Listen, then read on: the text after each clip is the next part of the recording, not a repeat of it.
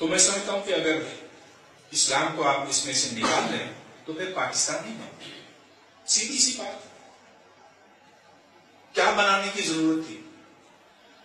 اور میں نہیں سمجھتا کہ قائد اعظم نے کبھی بھی یہ کہا کہ پاکستان کو ایک سیکولر ملک ہونا چاہیے.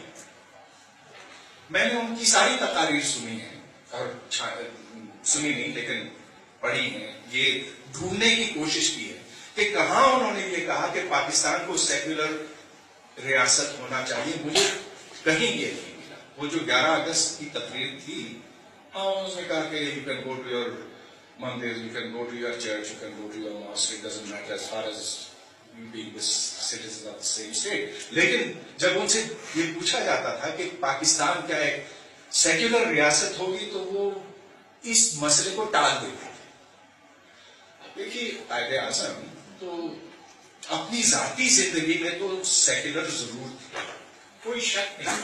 جو کھاتے تھے جو پیتے تھے وہ آپ سب جانتے. جو ان کا رہن سہن کا طریقہ تھا, جو شادی کی, سب آپ کو پتا ہے. میں کیوں وہ بات ریپیٹ کروں.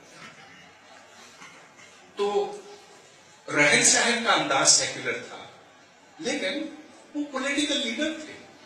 سچی بات کہنی چاہیے نا, پولیٹیکل لیڈر تھے.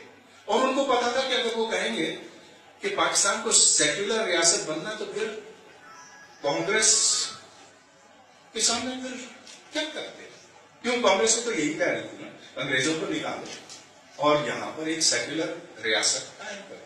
تو اگر پاکستان کو بھی سیکولر ہونا ہے تو پھر کمپٹیشن ہونی ہے کانگریس کے ساتھ, اور کانگریس کو تو جیت ہی جانا ہے. لہذا ایمانداری کے ساتھ دیکھیں, ہم اپنے آپ کو بہت دھوکہ دیتے ہیں کہ قائد اعظم نے کہا تھا کہ پاکستان کو سیکولر ہونا چاہیے. نہیں, وہ اپنے دل میں ضرور چاہتے ہیں اور میں سمجھتا ہوں کہ وہ دل میں چاہتے تھے لیکن منہ سے کبھی نہیں کہا.